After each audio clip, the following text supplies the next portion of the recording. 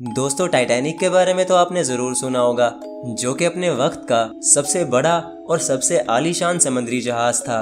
Titanic को बनाने वालों ने ये दावा किया था कि ये जहाज कभी डूब ही नहीं सकता, लेकिन फिर होता कुछ ऐसा है कि टाइटैनिक अपने पहले सफर में ही डूब जाता है। यानी जिसे बनने में 3 साल लग गए थे, उसे डूबने में 3 घंटे भी ना लगे। और टाइटैनिक आज भी दुनिया के सबसे गहरे समुद्रों में से एक यानी अटलांटिक ओशन की गहराई में मौजूद है। और जहां टाइटैनिक इस वक्त मौजूद है, उस गहराई को कहा जाता है मिडनाइट जोन। और मिडनाइट जोन समंदर की वो जगह है जहां सूरज की रोशनी भी नहीं पहुंच पाती। यानी टाइटैनिक अटलांटिक ओशन के उस हिस्से में है जहां बिल्कुल अंधेरा है। तो जी हाँ दोस्तों, आज की ये वीडियो टाइटैनिक को स्टडी करके बनाई गई है। इस वीडियो में हम टाइटैनिक के बनने से लेकर टाइटैनिक के डूबने तक की मुकम्मल कहानी को डिटेल से डिस्कस करेंगे। तो वीडियो बहुत ज़्यादा इंटरेस्टिंग होगा, इसीलिए इसको एंड तक देखते रहना। मैं हूँ अब्दुल हन्नान और आप देख रहे हैं आपका अपना चैनल इन्फो फैमिली। दोस्तों, टाइटैनिक की शुरुआत सन 1909 में हुई थी। 13 मार्च 1909 को टाइटैनिक की कंस्ट्रक्शन शुरू हो गई थी और फिर ठीक 3 साल के बाद यानी 13 मार्च 1912 में टाइटैनिक की कंस्ट्रक्शन कंप्लीट हो गई।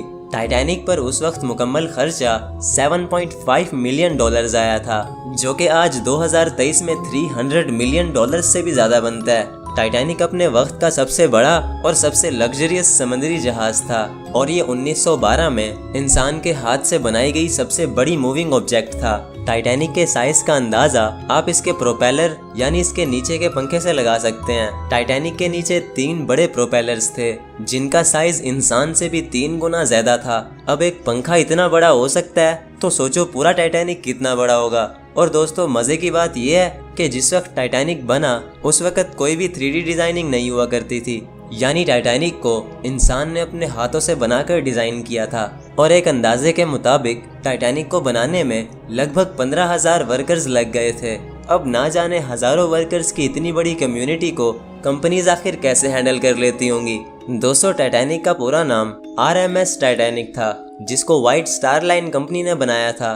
तो RMS टाइटैनिक उस वक्त का सबसे बड़ा समुद्री जहाज तो जरूर था, लेकिन दोस्तों ये अकेला सबसे बड़ा नहीं था।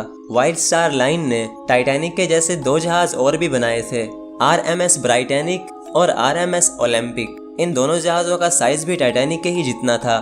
तो अब सवाल ये उठता है कि आखिर टाइटैनिक को ही सबसे बड़ा क्यों समझा जाता था। तो दोस्तों, इसका ये रीज़न था कि टाइटैनिक तीनों जहाज़ों में सबसे ज़्यादा लग्जरी था और अपने बहुत ही ज़्यादा फीचर्स होने की वजह से सबसे आलीशान और सबसे बड़ा जहाज समझा जाता था। टाइटैनिक के अंदर प्राइवेट स्विमिंग पूल से लेकर टर्किश बाथ भी मौजूद थे। इसके अलावा smoke rooms, cafes, personal gyms और रिफ्रेशमेंट रूम्स के अलावा ना जाने और भी क्या कुछ था। दोस्तों, जब टाइटैनिक बना तो उसको ख्वाबों का जहाज कहा जाने लगा, क्योंकि उसमें वो सब कुछ था जो कि हमें बड़े बड़े रेस्टोरेंट्स में भी देखने को नहीं मिलता। और जब टाइटैनिक बना तो बहुत से लोगों को टाइटैनिक पर सफर करने की एक्साइटमेंट होने लगी। सब लोग यही कोशिश कर रहे थे कि किसी तरह उन्हें टाइटैनिक का टिकट मिल जाए, लेकिन कोई भी ये नहीं जानता था कि वो टाइटैनिक का टिकट नहीं बल्कि अपने लिए मौत खरीद रहे हैं। सबको लगता था कि टाइटैनिक कभी डूब ही नहीं सकता, क्योंकि टाइटैनिक को बनाने वालों ने लोगों का यकीन जीतने के लिए ये दावे करना शुरू कर दिए थे कि टाइटैनिक अनसिंकेबल है, यानी ये कभी डूब ही नहीं सकता। और व्हाइट स्टार लाइन के इन्हीं दावों की वजह से लोगों ने धड़ाधड़ टाइटैनिक की टिकट्स खरीदना शुरू कर दी। दोस्तों, टाइटैनिक के बनने के अगले महीने ही टाइटैनिक अपने पहले सफर की तरफ निकलता है। टाइटैनिक का पहला सफर साउथहैम्पटन इंग्लैंड से न्यूयॉर्क की तरफ था और टाइटैनिक के अंदर कुल मिलाकर 2224 लोग थे, जिनमें 1317 पैसेंजर थे और 907 टाइटैनिक के क्रू मेंबर्स थे जो कि टाइटैनिक पर काम करते थे। यानी टाइटैनिक के पहले सफर में ही इस पर हजारों लोग थे, जिनमें गरीब से गरीब इंसान से लेकर अमीर से अमीर इंसान भी शामिल था। और उन सब लोगों को 3 क्लासेस में डिवाइड किया गया था, फर्स्ट क्लास, सेकंड क्लास और थर्ड क्लास।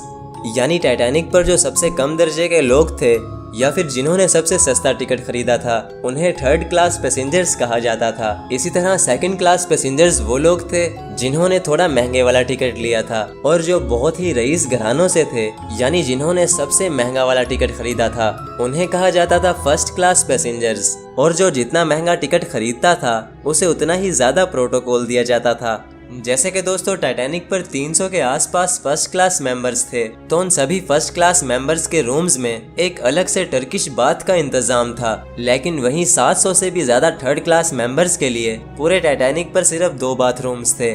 और दोस्तों अब अगर बात की जाए टाइटैनिक पर मौजूद लोगों की, तो उनमें बहुत बड़े बड़े सेलिब्रिटीज से लेकर दुनिया के सबसे अमीर तरीन इंसान भी मौजूद थे। टाइटैनिक पर मौजूद एक इंसान जिसका नाम जॉन जैकब एस्टर फोर था, उस वक्त का सबसे अमीर आदमी था। उसके पास उस वक्त 150 मिलियन डॉलर्स थे, जो कि आज के जमाने में 3.5 बिलियन डॉलर्स से भी ज्यादा बनते हैं। तो भले ही वो आदमी उस वक्त का सबसे अमीर इंसान था, लेकिन वो भी टाइटैनिक के साथ ही पानी में डूबकर मर गया। और दोस्तों टाइटैनिक पर 12 कुत्ते थे, जिनमें से सिर्फ 3 कुत्ते ही बचे थे। और जब टाइटैनिक का सफर शुरू हुआ तो 4 दिन तक तो सफर बहुत ही अच्छा गुजरा, लेकिन 5वीं रात टाइटैनिक की आखिरी रात थी। रात के ठीक 11:30 बजे का वक्त था कि टाइटैनिक के एक पहरेदार को एक बहुत ही बड़ा आइसबर्ग दिखाई देता है। उस आइसबर्ग को देखते ही वो पहरेदार शोर मचाना शुरू कर देता है, क्योंकि वो आइसबर्ग बहुत ही करीब आ चुका था। रात के 11:30 बजे अंधेरा बहुत ज्यादा था और टाइटैनिक पर मौजूद क्रू के पास कोई दूरबीन भी नहीं थी, इसीलिए वो आइसबर्ग दूर से दिखाई नहीं दिया। अब आप सोच रहे होंगे कि आखिर ऐसा कैसे हो सकता है, भला इतने बड़े जहाज पर आखिर एक दूरबीन कैसे नहीं थी? तो दोस्तों इसका जवाब है कि टाइटैनिक पर दरअसल दूरबीन और टेलीस्कोप सब मौजूद थे, लेकिन जिस रूम में वो सब मौजूद थे उस रूम की चाबी शायद क्रू से गुम हो गई थी, और यही उनकी सबसे बड़ी गलती थी। उनको शायद बिल्कुल भी अंदाजा नहीं था कि उनकी इस गलती का आखिर क्या अंजाम होने वाला है। जब क्रू ने उस आइसबर्ग को देखा तो सभी क्रू मेंबर्स में भगदड़ मच गई। उन्होंने टाइटैनिक का इंजन फौरन रिवर्स किया और टाइटैनिक को घुमाना शुरू कर दिया, लेकिन बदकिस्मती से टाइटैनिक की स्पीड बहुत ज्यादा थी और वो आइसबर्ग भी बहुत करीब आ चुका था, जिसकी वजह से टाइटैनिक अपनी राइट साइड से उस आइसबर्ग से बहुत जोर से टकरा गया। और वो आइसबर्ग इतना बड़ा था कि उसके टकराने से टाइटैनिक के बहुत से कंपार्टमेंट्स को अच्छा खासा डैमेज हुआ, जिससे टाइटैनिक में पानी भरना शुरू हो गया। शुरुआत के कुछ टाइम तक तो लोगों को यही लग रहा था कि वो बच गए, क्योंकि टाइटैनिक के सेफ्टी फीचर्स उस वक्त के बहुत ही एडवांस फीचर्स थे। लेकिन दोस्तों टाइटैनिक फिर भी नहीं बचा, क्योंकि जिस आइसबर्ग से टाइटैनिक टकराया था वो पूरे 100 फुट लंबा था, जो कि ग्रीनलैंड के एक ग्लेशियर से आया था। और वो आइसबर्ग इतना ज्यादा करीब आ चुका था कि उसे देखने के सिर्फ 37 सेकंड के बाद ही वो टाइटैनिक से टकरा गया। टाइटैनिक में अब पानी भर रहा था और टाइटैनिक धीरे धीरे समंदर में डूब रहा था। और लोगों की परेशानी उस वक्त ज्यादा हुई जब पानी लोगों के कंपार्टमेंट्स में घुसना शुरू हो गया। लोगों में अफरा तफरी मच गई और हर कोई अपनी जान बचाकर भागने लगा। किसी इंसान को अपनी जान प्यारी थी तो किसी को अपनी फैमिली की। और टाइटैनिक को बनाने वालों ने सबसे बड़ी बेवकूफ़ी ये की थी कि उन्होंने टाइटैनिक पर सिर्फ 20 लाइफ बोट्स ही इंस्टॉल की थी, क्योंकि उन्हें लग रहा था कि टाइटैनिक कभी डूबेगा ही नहीं, तो इस पर ज्यादा लाइफ बोट्स का क्या फायदा। और उन्हें लग रहा था कि अगर वो टाइटैनिक पर ज्यादा लाइफ बोट्स इंस्टॉल करेंगे तो इससे शायद टाइटैनिक की खूबसूरती कम हो जाएगी। जहां टाइटैनिक पर 2224 लोग थे, अब उनको बचाने के लिए सिर्फ 20 लाइफ बोट्स थी, जिन पर इतना हजूम इकट्ठा हो चुका था कि उसे संभाल पाना मुश्किल हो चुका था। और दोस्तों जब टाइटैनिक डूब रहा था तो बहुत से कमजोर दिल वाले लोगों को हार्ट अटैक आ गया था, जिससे उनकी मौत हो गई थी। और जहां टाइटैनिक पर लोग अपनी जान बचाने में लगे थे, वहीं टाइटैनिक पर 35 इंजीनियरिंग स्टाफ मौजूद थे, जो कि टाइटैनिक के इंजन्स को ऑन रखने की कोशिश कर रहे थे ताकि लोग बच सकें। लेकिन बहुत ही अफसोस के साथ उन 35 स्टाफ्स में से एक भी इंजीनियर जिंदा नहीं बचा। और जो लोग टाइटैनिक से बचकर वापस आए तो उन्होंने बताया कि टाइटैनिक पर एक क्रिश्चियन फादर भी थे, जिनका नाम फादर बाइल्स था। उन्होंने लाइफ बोट पर जाने से इनकार कर दिया और टाइटैनिक पर रुककर मरते हुए लोगों के लिए दुआ करने लगे। उनकी मौत भी टाइटैनिक पर हुई और उनकी लाश आज तक नहीं मिली। टाइटैनिक पर 1500 लोगों की मौत हुई थी, जिनमें से सिर्फ 337 लोगों की लाशें मिली। बाकी लोग कहाँ गए ये कोई नहीं जानता। और दोस्तों जब टाइटैनिक डूब रहा था तो कुछ म्यूजिशियंस टाइटैनिक पर म्यूजिक प्ले कर रहे थे ताकि वो लोगों को डूबने के डर से दूर कर सकें। वो सब म्यूजिशियंस भी डूबकर मर गए और अपनी बहादुरी की वजह से जाने गए। और दोस्तों टाइटैनिक पर एक जापानी आदमी था जिसका नाम मैसाबुमी होसोनो था। वो टाइटैनिक पर अकेला ऐसा इंसान था जो कि जापान से था। मैसाबूमी टाइटैनिक के डूबने के हादसे से बच गया था और अपने कंट्री यानी जापान वापस गया। लेकिन जैसे ही वो जापान वापस गया तो जापान के लोगों ने उसे जलील करना शुरू कर दिया। उन्होंने बोला कि जब इतने लोग मर गए तो ये वापस क्यों आया, इसे भी उन लोगों के साथ ही मरना चाहिए था। जापान के रूल्स के मुताबिक उसने बहुत ही शर्मनाक काम किया था और उस पर पेपर्स भी पब्लिश किए गए जिनमें उसे बेशर्म करार दिया गया और फिर सारी जिंदगी मैसाबूमी और उसकी फैमिली को लोगों के सामने शर्मनाक होना पड़ा। अब पता नहीं जापान में ये कैसा अजीब सा रूल है। शुक्र है कि हम एशियंस हैं और हमारे ऊपर ऐसे कोई भी अजीब से रूल नहीं है। और दोस्तों टाइटैनिक पर एक कपल भी था जिसकी स्टोरी बहुत ही इंटरेस्टिंग है। दोस्तों आइजोडोर नाम का एक बिजनेसमैन था जिसको लाइफ बोट पर बैठने का बोला गया, लेकिन आइजोडोर ने लाइफ बोट पर बैठने से ये कहकर इनकार कर दिया कि जब तक टाइटैनिक पर मौजूद सारी औरतों और बच्चों को नहीं बचा लोगे तब तक मैं लाइफ बोट पर नहीं बैठूंगा। आइजोडोर की बीवी आइडा स्टेरस उससे बहुत ज्यादा प्यार करती थी। आइडा ने बोला कि मैंने अपनी जिंदगी के बहुत से साल अपने शोहर के साथ गुजारे हैं तो मैं अपने शोहर को यहाँ अकेला नहीं छोड़ सकती। तो आइडा ने अपने हस्बैंड के साथ रहने का फैसला किया और वो दोनों मियाँ बीवी टाइटैनिक पर एक साथ मर गए। और दोस्तों जिस आदमी ने टाइटैनिक को डिजाइन किया था उसका नाम थॉमस एंड्रयूज था।